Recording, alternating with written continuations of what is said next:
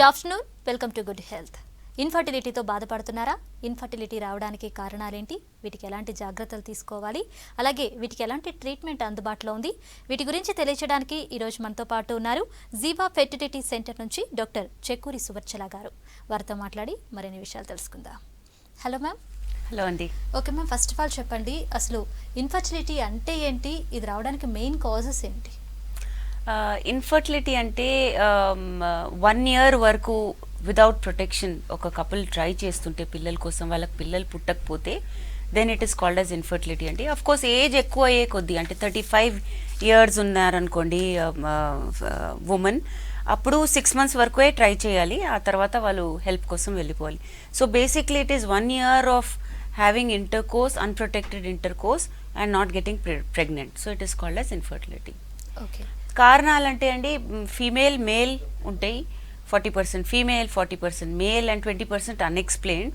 ఈ 40% ఫీమేల్లో రకరకాల కారణాలు ఉండొచ్చు. It could be because of tubal blocks, endometriosis, polycystic ovarian syndrome అంటాము, తర్వాత ఇర్రెగ్యులర్ పీరియడ్స్ వల్ల ఉండొచ్చు, ఆర్ సర్వైకల్ అంటే వాళ్ళ సర్విక్స్లో గర్భసంచిలో ఏదైనా ప్రాబ్లమ్స్ ఉంటే అవ్వచ్చు, పాలిప్స్ అంటే గడ్డలు అవన్నీ ఉంటే పాలిప్స్, ఫైబ్రాయిడ్స్ అవన్నీ గర్భసంచిలో ఉంటే అవ్వచ్చు. సో చాలా రకాల రీజన్స్ ఉండొచ్చు ఇన్ ద ఫీమేల్. మేల్లో ఏంటంటే వెరీ స్పెసిఫిక్గా స్పర్మ్లో వీర్య కణాల్లో కౌంట్ తక్కువ ఉండొచ్చు, మొటిలిటీ అంటే కదలిక, మార్ఫాలజీ అంటే ఆకారం బాగుండకపోవచ్చు. అది కాకుండా ఒక వారికోసీల్ అనేది ఉంటుందండి, అది కూడా ఉండొచ్చు వాళ్ళ problem. And because of it sperm count, motility అవన్నీ తగ్గిపోతూ ఉంటాయి అనమాట. So that is also one of the reasons for male infertility. ఇంకోటి 20% అన్నానే అన్ఎక్స్ప్లెయిన్డ్ ఇన్ఫర్టిలిటీ, ఏ కారణం తెలియదు అనమాట. సో ఇద్దరికి అన్ని ఫ్యాక్టర్స్ బాగుంటాయి, బట్ అన్ఎక్స్ప్లెయిన్డ్గా ఇన్ఫర్టైల్ ఉంటారు. ఎవ్రీథింగ్ లుక్స్ నైస్, పీరియడ్స్ బాగానే వస్తుంటాయి, ఓవ్యులేషన్ బాగానే ఉంటుంది, అంటే అండం విడుదలవ్వడము, స్పర్మ్ కౌంట్ బాగానే ఉంటుంది, వీర్య కణాల్లో ఏం ప్రాబ్లం ఉండదు, కానీ ప్రెగ్నెంట్ అవ్వరు. సో దాన్ని అన్ఎక్స్ప్లెయిన్డ్ ఇన్ఫర్టిలిటీ అంటాము. వాళ్ళకి చిన్న చిన్న ప్రొసీజర్స్తో అంటే ఎక్స్ప్లెయిన్ చేస్తున్న తర్వాత ఐయుఐ అని, ఓవ్యులేషన్ ఇండక్షన్ అని, ఐవీఎఫ్తో కూడా ప్రెగ్నెన్సీస్ వచ్చే ఛాన్సెస్ ఎక్కువ ఉంటాయి. ఓకే మ్యామ్, మనం ఫీమేల్స్ విషయానికి వచ్చినట్లయితే ఎక్కువ మంది, చాలా మంది కూడాను ఈ మధ్యకాలంలో చూసుకున్నట్లయితే పీసీఓడితో ఎక్కువ బాధపడుతున్నారు. అసలు ఈ పీసీఓడి అంటే ఏంటి? ఇది రావడానికి మెయిన్ కాజెస్ ఏంటి? సో పీసీఓడి అంటే చెప్పాను కదండి, పాలిసిస్టిక్ ఓవేరియన్ సిండ్రోమ్ అంటాం. అంటే ఏంటంటే అండాశయాల్లో మనకు అండాలు, ఒక అమ్మాయికి అండాలు వాళ్ళ అమ్మ గర్భసంచిలో ఉన్నప్పుడే డిసైడ్ అయిపోతాయి. సో ఈ అండాలు of course every month depreciate అవుతుంటాయి, తక్కువ అవుతూ ఉంటాయి. బట్ ఈ అండాలులో ఒక అండం ఎవ్రీ మంత్ రిలీజ్ అవుతుంది. ఈ పీసీఓడిలో ఏమవుతుందంటే ovaries become full of follicles అంటే అండాలతో, and they don't get released అనమాట. దీన్ని పాలిసిస్టిక్ ఓవేరియన్ సిండ్రోమ్ అంటాం. అన్నీ పెద్దగా ఉంటాయి కానీ they don't get release. So వీళ్ళకి పీరియడ్స్ కూడా రెగ్యులర్ ఉండవు, లేదా పీరియడ్స్ వచ్చినా వీళ్ళకి అండాలు ఎప్పుడు రిలీజ్ అవుతున్నాయో వాళ్ళకి తెలియదు. సో కాబట్టి వాళ్ళు ఎప్పుడు ట్రై చేయాలో వాళ్ళకి తెలియదు, ప్రెగ్నెంట్ ఎలా అవ్వాలో వాళ్ళకి తెలియదు. సో పాలిసిస్టిక్ ఓవేరియన్ సిండ్రోమ్ అంటే ఇర్రెగ్యులర్ సైకిల్స్, ఎక్కువ జుట్టు ఉండడము, లేదా ఓవ్యులేషన్ సరిగా అవ్వకపోవడము, అవన్నీ ఇష్యూస్ ఉంటాయి అన్నమాట. ముఖ్యమైన కారణం ఏంటంటే అఫ్కోర్స్ ఎండోక్రైన్ ఇష్యూ అనుకోండి ఇది, బట్ ముఖ్యమైన కారణం చూసాము దట్ ఓవర్ వెయిట్ ఉండడం, బిఎంఐ కన్నా ఎక్కువ ఉండడం, అంటే రిక్వైర్డ్ బిఎంఐ కన్నా ఎక్కువ ఉంటే పీరియడ్స్ అనేవి ఇర్రెగ్యులర్ అవుతుంటాయి. సో పాలిసిస్టిక్ ఓవేరియన్ సిండ్రోమ్ చాలా ఉంటుంది. So the easiest way to solve PCO ఉన్న వాళ్ళకి ఈజియెస్ట్ ఇస్ 5 to 10%, అంటే ఒక 5 kilos వెయిట్ లాస్ చేస్తే మీరు very easy for them to have a normal regular period or for the egg to release. So అండం విడుదల అవుతుంది, వాళ్ళకి పీరియడ్ రెగ్యులర్ అవుతాయి. సో పీసీఓడిలో అఫ్ కోర్స్ మెడికేషన్స్ అవన్నీ కూడా అసెస్ చేస్తారు ఎండోక్రైనాలజిస్ట్ కానీ గైనకాలజిస్ట్ కానీ, బట్ వాళ్ళు వెయిట్ లాస్ చేస్తే వాళ్ళకి చాలా హెల్ప్ ఉంటుంది అనమాట. ఓకే మ్యామ్, ఇప్పుడు కొంతమందికి ట్యూబల్ బ్లాక్స్ ఉంటాయి, సో కొంతమందికి ఏమో 2 sides ఉంటాయి, కొంతమందికి ఏమో 1 side మాత్రమే ఉంటుంది. ఈ 1 side ఉన్న వాళ్ళకి ఎలాంటి ప్రొసీజర్స్ ఉంటాయి? సో ట్యూబల్ బ్లాక్స్ చాలా కారణాల వల్ల అవ్వచ్చండి. కంజనైటల్ ఉండొచ్చు, ఇన్ఫెక్షన్స్ ఉండొచ్చు, ఎక్టోపిక్ వల్ల ఉండొచ్చు. సో చాలా కారణాల వల్ల వచ్చి ఉంటాయి ఆర్ వాట్ ఎవర్. సో ఈ ఒక సైడ్ ట్యూబ్ ఉండడం, మీరు అన్నట్టు ఒక సైడ్ బయలాటరల్ ట్యూబల్ బ్లాకేజ్ అవన్నీ అంటాం, కానీ ఒక సైడ్ ట్యూబ్ ఉంటే కూడా ఐయుఐ ట్రై చేయొచ్చు. ఐయుఐ అంటే ఇంట్రా యూట్రైన్ ఇన్సెమినేషన్, లేదా వాళ్ళు కూడా ట్రై చేయొచ్చు. కాకపోతే ఆ సైడ్ అండాశయాల్లోనే ఒక ఎగ్ పెరగాలి, అక్కడ నుంచే విడుదలవ్వాలి, అప్పుడే ఆ ట్యూబ్ పని చేసినట్టు అవుతుంది, ఎందుకంటే వేరే సైడ్ లేదనమాట. So the chance of success comes down.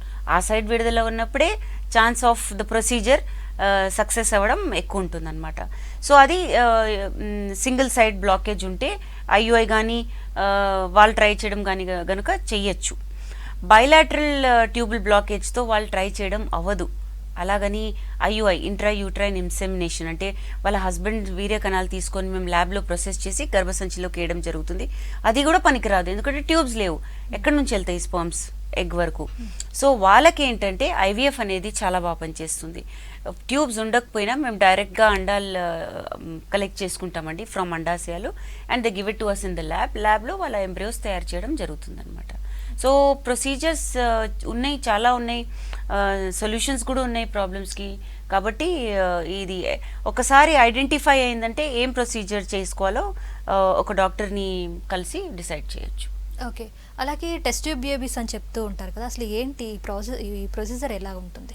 So test tube baby అనేది ఒక 40 years, దాదాపు 40 years క్రితం యూకేలో ప్రారంభమైంది. మన ఇండియాలో కూడా ఒక 20-25 years నుంచి చేస్తున్నాము. మునుపు ఏంటంటే అంటే చాలా ముందు టెస్ట్ ట్యూబ్లో చేశారనమాట, 1 or few odd cases. But ఇప్పుడు ఏంటంటే పెట్రీ డిషెస్లో చేస్తాం, ఇంకా ఆ పేరు అలాగా టెస్ట్ ట్యూబ్ బేబీ అనేసి వచ్చేసింది అనమాట. సో టెస్ట్ ట్యూబ్ బేబీలో ఏంటంటే ఒక కపుల్ వస్తే ఫీమేల్కి ఏమో ఇంజెక్షన్స్ ఇవ్వడం జరుగుతుందండి. వైఫ్కి ఇంజెక్షన్స్ ఇచ్చి అండాశయాల్లో నుంచి అండాలు ఎక్కువ నంబర్ పెరిగేటట్టు ఇంజెక్షన్స్ ఇస్తాము. మామూలుగా ఏమన్నాను ఒక నెలలో ఒకటే అండం విడుదలవుతుంది. బట్ ఐవీఎఫ్లో ఏంటంటే ఎక్కువ అండాలు తయారయ్యేటట్టు ఇంజెక్షన్స్ ఇస్తాము. ఇవి ఏం హార్మ్ఫుల్ ఏం కాదు, వీటి బాడీలో ఉండే టైం కూడా తక్కువ ఉంటుంది. ఆ నెల పోయిందంటే ఆ ఎఫెక్ట్ కూడా పోతుందన్నమాట. ఆ అండాలు సరిగా పెరిగిన తర్వాత అంటే we are looking at around 7 to 15 eggs normal సైకిల్లో. అవి పెరిగిన తర్వాత వైఫ్కి ఒక మత్తుమంది ఇచ్చండి, ఒక 15 minutes ప్రొసీజర్లో సన్నటి నీళ్ళు, వెరీ వెరీ సన్నటి, చాలా సన్నగా ఉంటుందన్నమాట. అది అండాశయాల్లోకి దూర్చి ఆ అండాలు కలెక్ట్ చేసి ల్యాబ్లో ఇవ్వడం జరుగుతుంది. అప్పుడు వాళ్ళ హస్బెండ్ని వీర్యం ఇవ్వమని చెప్తాము. అందులో నుంచి వీర్య కణాలు సెలెక్ట్ చేసి ఒక్కొక్క అండంలో ఒక్కొక్క స్పర్మ్ వేయడం జరుగుతుంది.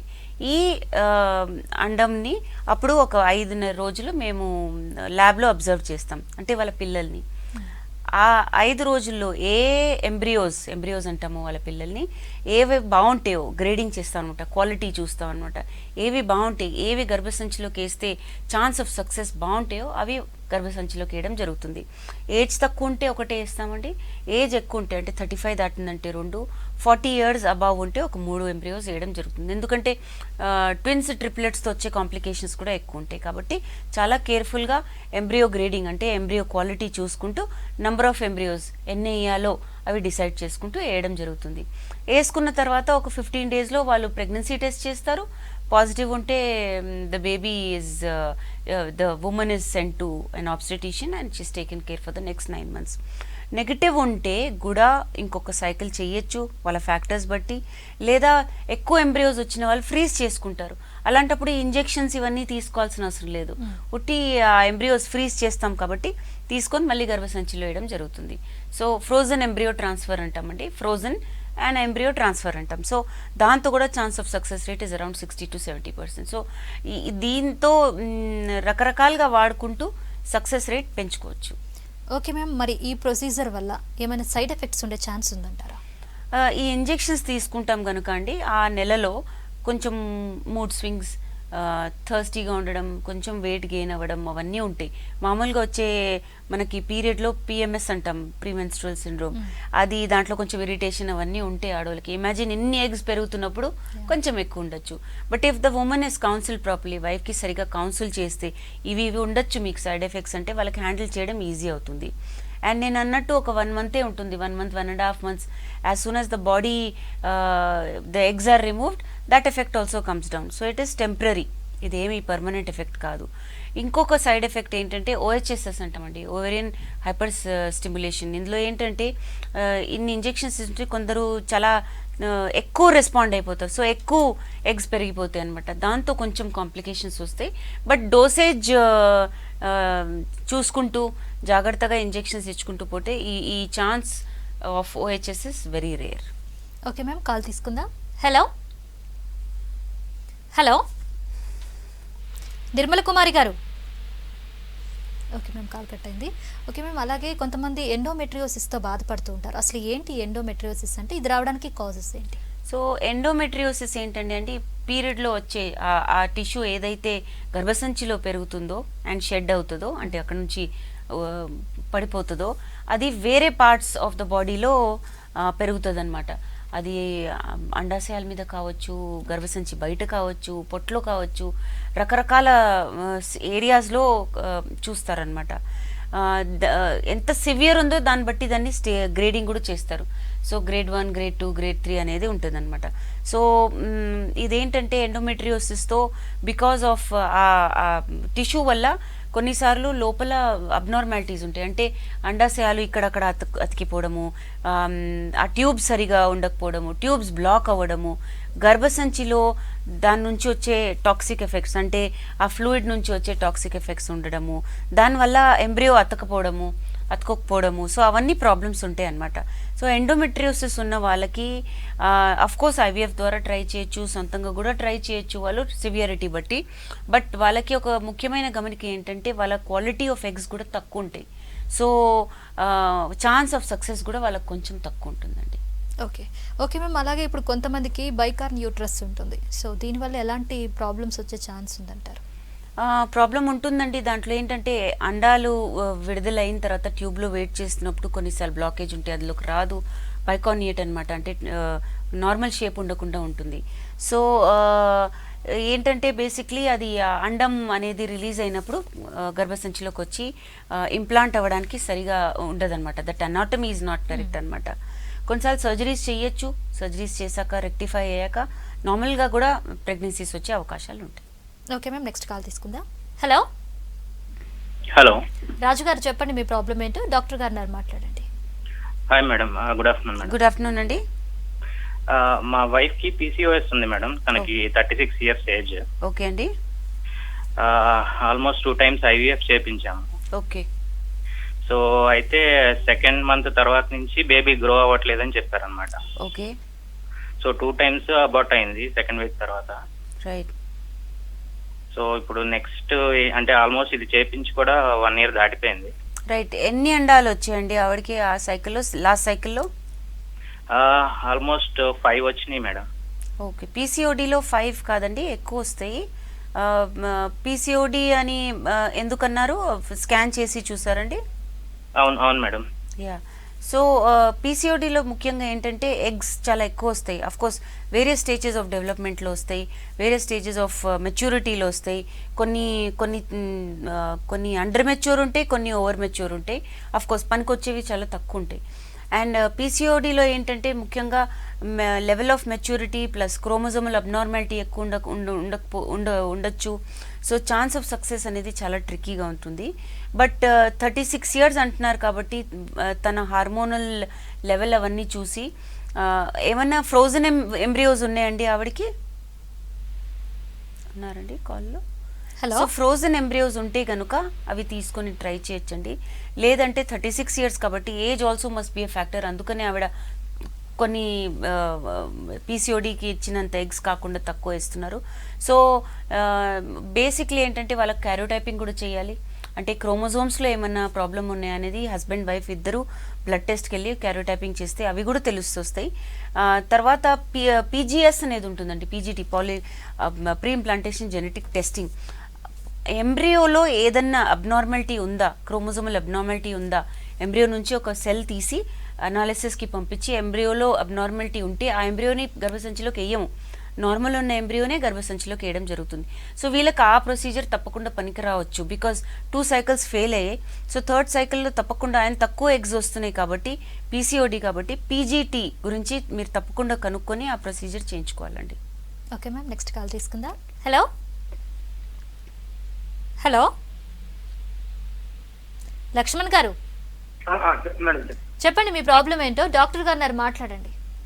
మేడం ఒక ఐవీఎఫ్ ట్రీట్మెంట్కి వెళ్ళామండి. 2 times పాజిటివ్ రిజల్ట్ వచ్చింది. బట్ ఏంటంటే ఎవ్రీ 3 months 4 months గానే హార్ట్ బీట్ బంద్ అవ్వడం ఇలా జరుగుతుందండి. ఐవీఎఫ్ చేయించుకున్నారండి? ఐవీఎఫ్ 2 times చేయించుకున్నాము. 2 times ఏంటంటే ఫస్ట్ ఒకసారి వచ్చేసి 2nd month దాటంగానే హార్ట్ బీట్ బంద్ అవుతుంది. మీ వైఫ్ ఏజ్ ఎంత అండి? ఏజ్ వచ్చి 32 years అండి. 32 మీదండి? మీ ఏజ్? నాది 40 years అండి. 40 years. సో అదే అండి, బేసిక్లీ థరో ఎగ్జామినేషన్ చేయాలి మీ ఇద్దరికి, ఎందుకంటే ప్రెగ్నెన్సీ వచ్చిపోతుంది కాబట్టి. There could be many reasons. Me sperm analysis చూడాలి ముందు, సీమెన్ అనాలిసిస్ ఎలా ఉందో. స్పర్మ్స్లో ఆకారంలో ప్రాబ్లం ఉన్నా, కౌంట్ మొటిలిటీలో ప్రాబ్లం ఉన్నా, లేదా డిఎఫ్ఐ అంటాము, డిఎన్ఏ ఫ్రాగ్మెంటేషన్ ఇండెక్స్, అంటే దాంట్లో అబ్నార్మాలిటీ ఎక్కువ ఉండడం వల్ల కూడా మిస్క్యారేజెస్ ఎక్కువ అవుతాయి, లేదా ఇంప్లాంటేషన్ అయిన తర్వాత అబ్నార్మాలిటీస్ ఎక్కువ ఉంటాయి. సో థరో ఎగ్జామినేషన్ చేయాలండి. మీరు ఇద్దరు మేనరికం అవుతే మీ ఇద్దరు క్రోమోజోమల్ అబ్నార్మాలిటీ ఏమైనా ఉందా అనేది చెక్ చేయాలి. సో ఏజ్ ఎక్కువ లేదు, మీ ఆవిడది ఎక్కువ లేదు కాబట్టి థరో ఎగ్జామినేషన్ చేసి, క్రోమోజోమల్ అనాలిసిస్ చేసి, మీ ఇద్దరికి క్యారియోటైపింగ్ చేసి, మీ స్పర్మ్స్లో కూడా క్లోజ్గా అబ్జర్వ్ చేసి, అంటే ఏదైనా డిఎన్ఏ అంటే దాంట్లో ఉన్న జెనెటిక్ అబ్నార్మాలిటీ ఏమన్నా ఉందా అనేది చూసుకొని, ఎంబ్రియోలో కూడా అది టెస్టింగ్ చేసి ఇంప్లాంట్ చేస్తే, అంటే ఆ ఎంబ్రియోని గర్భసంచిలోకి వేస్తే మీకు ఛాన్స్ ఆఫ్ సక్సెస్ ఎక్కువ ఉంటుందండి. ఓకే మ్యామ్, నెక్స్ట్ కాల్ తీసుకుందాం. హలో హలో, శ్రీనివాస్ గారు, చెప్పండి మీ ప్రాబ్లం ఏంటో, డాక్టర్ గారు మాట్లాడండి. గుడ్ ఆఫ్టర్నూన్ మేడం గారు. గుడ్ ఆఫ్టర్నూన్ అండి. మేడం, మాకు మ్యారేజ్ 3 years అవుతుంది, ఇంకా పిల్లలు కావడం లేదు. ఎక్కడికైనా కానీ ఈ మందులు మెడిసిన్స్ ఇస్తున్నారు కానీ కావడం లేదు. దానికి ఏమన్నా? మీ వైఫ్ ఏజ్ ఎంత అండి? ఏజ్ 23. మీదండి? నాది 29. 29 ఎక్కువ ఏజ్ కాదు, అందుకనే ప్రాబబ్లీ వాళ్ళు ట్యాబ్లెట్స్ ఇస్తున్నారండి. సో బేసిక్లీ ఏంటంటే మీకు ఏం చేసి ఉంటారో అనేది నాకు తెలీదు, బట్ నేను చెప్తాను పద్ధతి ఏంటో.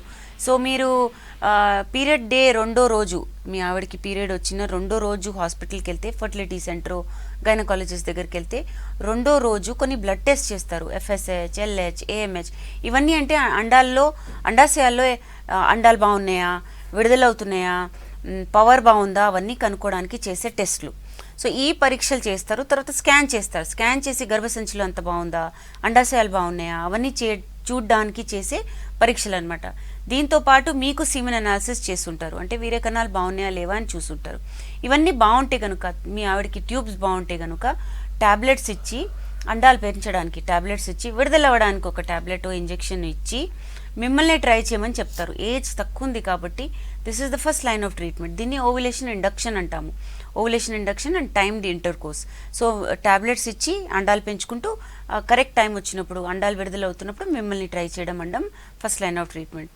నెక్స్ట్ ఏంటంటే ఒక 3-4 months అలా ట్రై చేసి అవ్వట్లేదంటే IUI అనేది చేస్తాం. IUI ఏంటంటే సేమ్ ఇంజెక్షన్స్, ట్యాబ్లెట్స్ ఇచ్చుకుంటూ అండాలు విడుదలవ్వడానికి చేస్తాము, 1-2 అండాలు. కాకపోతే ఎప్పుడైతే అవి విడుదలవుతాయో మిమ్మల్ని సెంటర్కి రమ్మంటారు, వీర్యకణాలు ఇవ్వమంటారు. ప్యూర్ వీర్యకణాలని బాగా ప్యూరిఫై చేసి ల్యాబ్లో బాగున్న వీర్యకణాలు, పవర్ఫుల్గా ఉన్న వీర్యకణాలు, హెల్దీగా ఉన్న క్వాలిటీ ఉన్న వీర్యకణాలని గర్భసంచిలోకి వేయడం జరుగుతుంది. సో ఛాన్స్ ఆఫ్ సక్సెస్ ఈ IUIతో 15 to 20% పెరుగుతుందన్నమాట. సో ఇది సెకండ్ లైన్ ఆఫ్ ట్రీట్మెంట్. మీకు ఏజ్ తక్కువ ఉంది కాబట్టి మీకు అలా అనిపిస్తుంది దట్ చాలాసార్లు తిప్పుతున్నారని, but 2-3 times of ovulation inductions, 2-3 times of IUI చేస్తే ఎక్కడైనా ఛాన్స్ వస్తుందేమో అని సక్సెస్. ఇవి కనుక ఫెయిల్ అవుతే IVFకి వెళ్తే మీకు chance of success will be 50 to 60% depending on your age. So ఇదండి పద్ధతి ఫర్ ఫర్టిలిటీ ట్రీట్మెంట్. వచ్చారు కదా అని ఒకేసారి IVF చేయడానికి వీల్లేదన్నమాట. ఓకే మ్యామ్, మెయిల్స్లో పిల్లలు పుట్టకపోవడానికి మెయిన్ రీజన్ 0 count. ఈ 0 count ఉన్నప్పుడు వాళ్ళకి ఎలాంటి ట్రీట్మెంట్ ఉంటుంది? ట్రీట్మెంట్ అయిన తర్వాత వాళ్ళకి కౌంట్ పెరిగే ఛాన్సెస్ ఏమన్నా ఉంటాయంటారా? సో అజోస్పర్మియా అంటామండి దాన్ని. అజోస్పర్మియా అంటే అసలు స్పర్మ్స్ ఉండకపోవడం, వీర్యకణాలు లేకపోవడం. అజోస్పర్మియా చాలా కారణాల వల్ల ఉండొచ్చు, బట్ 2 ముఖ్యమైన కారణాలు ఏంటంటే అబ్స్ట్రక్టివ్, నాన్ అబ్స్ట్రక్టివ్ అంటాం. అంటే ఎక్కడైనా ట్యూబ్లో బ్లాకేజ్ ఉంటే స్పర్మ్స్ బయటికి రాకపోవడం, వీర్యం బయటికి వస్తుంది కానీ వీర్యకణాలు బయటికి రావట్లేదు, ట్రావెల్ చేయట్లేదు. టెస్టిస్లో ప్రొడ్యూస్ అవుతున్నాయి కానీ ఎక్కడో బ్లాకేజ్ ఉండేసరికి బయటికి రావట్లేదు. So this is a very easy azoospermia to treat. ఎందుకంటే దీన్ని మేము టీసా అంటే టెస్టికులర్ ఆస్పిరేషన్ టెస్టిస్లోకి వెళ్ళి ఒక చిన్న లోకల్ ఎనస్థీసియా ఇచ్చి చిన్న నీడిల్ ద్వారా ప్రిక్ చేసి అక్కడ నుంచి వీర్యకణాలు తీసి ఆ ప్రొసీజర్కి వాడి ప్రెగ్నెన్సీస్ వచ్చే ఛాన్సెస్ చాలా బాగుంటాయి. సో ఇదొక రకమైన ట్రీట్మెంట్. బికాస్ బ్లాకేజ్ ఎక్కడుందో తెలియదు మనకి. There are metres and metres of tubes inside. So we don't know where the blockages. కాబట్టి ఈ టీసా టెస్టికులర్ ఆస్పిరేషన్ చేసి ఈ స్పర్మ్స్ని తీయచ్చు. నాన్ అబ్స్ట్రక్టివ్ ఉంటుంది. అది ఎందుకు ఉంటుందంటే సమ్ హార్మోనల్ ఇంబ్యాలెన్స్ లేదా వాళ్ళకు కూడా ఎలాగైతే అండాశయాలు పవర్ తగ్గిపోతూ ఉంటుందో టెస్టిస్లో కూడా పవర్ తగ్గిపోయి హార్మోన్స్ సరిగా ప్రొడ్యూస్ అవ్వకపోతే స్పర్మ్స్ కూడా సరిగా ప్రొడ్యూస్ అవ్వనమాట. దాన్ని ఏం చేస్తారంటే కొన్నిసార్లు మేల్ ఫర్టిలిటీ స్పెషలిస్ట్ హార్మోన్స్ ఇవ్వడం జరుగుతుంది. ఒక 3 months దాకా హార్మోన్స్ ఇచ్చి మళ్ళీ ఇంకో సీమన్ అనాలిసిస్ చేసి ఇంప్రూవ్మెంట్ ఉంటే కొద్దిగా కూడా ఉంటే మళ్ళీ ఇంకొక 3 months కంటిన్యూ చేసి దాన్ని ఇంప్రూవ్ చేసి ఆ వీరకణాల్ని ఐవీఎఫ్కి వాడతాం. కొన్నిసార్లు చాలా బాగా ఇంప్రూవ్ అవుతాయి, కొన్నిసార్లు చాలా తక్కువగా ఇంప్రూవ్ అయినా మనకు కావాల్సినవి కొన్నే. కాబట్టి ఆ స్పర్మ్స్ని మేము ఐవీఎఫ్కి వాడుకొని ప్రెగ్నెన్సీస్ రప్పియచ్చు అనమాట. బట్ మెనీ టైమ్స్ అంటే చాలా బ్యాడ్ ఉన్నప్పుడు సిచ్యువేషన్ ఈ టాబ్లెట్స్ మెడిసిన్స్ కూడా పనికిరావు అనమాట. అలాంటప్పుడు వాళ్ళు డోనర్ స్పర్మ్స్కి వెళ్ళడం జరుగుతుంది. కొందరు అంటారు మాకు డోనర్ స్పర్మ్స్ కూడా వద్దని, అలాంటప్పుడు మేము డోనర్ స్పర్మ్స్ కూడా వాడము. But it depends on the patients consent. వాళ్ళు డోనర్ స్పర్మ్స్ తీసుకుంటారు, ట్రీట్మెంట్ ఫెయిల్ అయ్యాక డోనర్ స్పర్మ్స్ తీసుకుంటారంటేనే అది వాడడం జరుగుతుంది అనమాట. Okay okay ma'am, next call తీసుకుందాం. హలో హలో హలో నరేష్ గారు చెప్పండి మీ ప్రాబ్లం ఏంటో, డాక్టర్ గారు మాట్లాడండి. హలో మేడం, మేము హాస్పిటల్కి వెళ్ళాము. ఏం ప్రాబ్లం అంటే నాకు కౌంట్ ఉంది, జీరో కౌంట్ ఉంది. ఓకే, కౌంట్ ఉంది, మోటిలిటీ అని కదిలే కణాలు తక్కువ ఉన్నాయా అని అంటున్నారు. జీరో కౌంట్ ఉందా? జీరో కౌంట్ కాదు కదా, మొటిలిటీ జీరో ఉంది. మోటిలిటీ జీరో ఉంది, కౌంట్ ఉంది. రైట్. సో మొటిలిటీ జీరో ఉంది. ఏమన్నారు మీతో, ఏమన్నారు హాస్పిటల్కి వెళ్ళినప్పుడు? ఐవీఎఫ్ గురించి చెప్తున్నారు. యా, అదే చాలా హాస్పిటల్కి వెళ్ళాం, చాలా డబ్బులు ఖర్చు. అవునండి, ఐవీఎఫ్ఏ చేయించుకుంటే బెటర్. కాకపోతే కదలిక లేదు కాబట్టి ఐవీఎఫ్ అనేది మీకు పనికిరాదు. ఇక్సీ అంటే ఇంట్రాసైటోప్లాస్మిక్ స్పర్మ్ ఇంజెక్షన్. ఒక్కొక్క అండం తీసుకొని మీ వైఫ్ అండం ల్యాబ్లో ఇచ్చిన తర్వాత ఒక్కొక్క అండంలో ఒక్కొక్క వీర్యకణం వేయడం జరుగుతుంది. కాకపోతే ఈ కదలిక లేని స్పర్మ్స్ బతుకున్నాయా లేదా తెలియదు కనుక మేము ఒక పెంటాక్సిఫిలిన్ అనేది వాడతాం. దాంతో వాటికి కదలిక వస్తుంది. అప్పుడు ఆ మొటైల్ స్పర్మ్స్ని సెలెక్ట్ చేసుకొని ఇక్సీ చేయడం జరుగుతుంది. సో ఈ నాన్ మొటైల్ స్పర్మ్స్ అంటే కదలిక లేని స్పర్మ్స్ని వాడితే ఫర్టిలైజేషన్ అంటే ఫలదీకరణం ఛాన్సెస్ తక్కువ ఉంటాయి. కాబట్టి ముందు మేము వాటిలో మొటిలిటీ పెంచి దెన్ ఐవీఎఫ్ ఇక్సీ చేయడం జరుగుతుంది అనమాట. మీకు ఛాన్స్ ఆఫ్ సక్సెస్ బాగుంటుందండి విత్ ఇక్సీ ప్రొసీజర్. ఐవీఎఫ్ఏ కానీ ఐవీఎఫ్లో ఇక్సీ అనమాట. సో ఆ ప్రొసీజర్తో మీకు ఛాన్స్ ఆఫ్ సక్సెస్ బాగుంటుంది. మీరు ఎంత తొందర అవుతే అంత చేసుకోవాలి. లేకపోతే ఏంటంటే మీ వయసు కూడా పెరుగుతుంటే అండాల క్వాలిటీ కూడా పడిపోతూ ఉంటుంది అనమాట. దాంట్లో క్రోమోజోమల్ ప్రాబ్లమ్స్ ఎక్కువ అవుతూ ఉంటాయి. So don't delay this. తప్పకుండా మీకు ఐవీఎఫ్ ఇక్సీతో చాలా మంచి ఛాన్స్ ఉంది కాబట్టి మీరు చేయించుకోవడం మంచిది. ఓకే మ్యామ్, నెక్స్ట్ కాల్ తీసుకుందాం. హలో మేడం, శ్రీధర్ గారు చెప్పండి మీ ప్రాబ్లం ఏంటో, డాక్టర్ గారు మాట్లాడండి. Okay madam. హలో, చెప్పండి. మేడం. హలో చెప్పండి శ్రీధర్ గారు. మేడం, అది కొంచెం చూస్తున్నాను మేడం. అది 3 years అవుతుంది మ్యారేజ్ అండి. నాకు కౌంట్ అనేది తక్కువ ఉందని చెప్తున్నారు మేడం. ఓకే, ఎంత అండి? ఏమైనా రిపోర్ట్ గుర్తుందా మీకు? ఇంకోటి ఐడియా లేదు మేడం, తక్కువ ఉంది అని చెప్తున్నారు. అది మళ్ళీ పోలేదు. తక్కువ ఉంటే ఏం చేస్తానన్నారు ప్రొసీజర్? నాకు కొద్దిగా కాన్ఫిడెంట్ అనిపించలేదు మేడం. అది అంటే మామూలుగా గోళీలు రాశారు కానీ నేను మంచిగా అనిపించలేదు. మీకు రాసారా గోళీలు? ఓకే. నరేష్ అండి మీ పేరు? శ్రీధర్ గారు, first of all me semen analysis report చూడాలండి. అది చూడకుండా సరిగా మాట్లాడలేం. కాకపోతే కొన్ని సినారియోస్ ఉంటాయి. ఏంటంటే చాలా తక్కువ ఉంటే అఫ్కోర్స్ మీకు కొన్ని టాబ్లెట్స్ పెట్టచ్చు, కొన్ని బలం మందులు పెట్టచ్చు. దాంతో క్వాలిటీ ఆఫ్ స్పర్మ్స్ క్వాంటిటీ కూడా నంబర్ కూడా ఇంక్రీజ్ అయ్యే ఛాన్సెస్ ఉంటాయి. సో మీరు అది ఓపిక్గా 3 months వరకు అన్నా వాడాలి. బికాస్ స్పర్మ్స్ ప్రిపేర్ అయ్యి విడుదల అవ్వడానికి ఒక 3 months టైం పడుతుంది, fresh sperms. So alcohol, smoking అవన్నీ ఈరోజు మానేస్తే 3 months తర్వాత ఇంప్రూవ్మెంట్ అవుతుంది కానీ రేపు అవ్వవు. సో కాబట్టి మీకు ఈ టాబ్లెట్స్ ఇచ్చినా మీరు ఒక 3 months వాడితేనే దీని ఇంప్రూవ్మెంట్ అనేది తెలుస్తుంది. సో ఇది ఇంప్రూవ్ అవుతే మీరే ట్రై చేయొచ్చు ప్రెగ్నెన్సీ కోసం, లేదా IUI అనేది నేను ఎక్స్ప్లెయిన్ చేసింది అది చేసుకోవచ్చు, లేదా IVF కూడా చేసుకోవచ్చు. IVFలో కొన్ని హండ్రెడ్స్ ఉంటే కూడా మేము వాడి ప్రెగ్నెన్సీస్ తెచ్చిన కేసెస్ ఉన్నాయండి.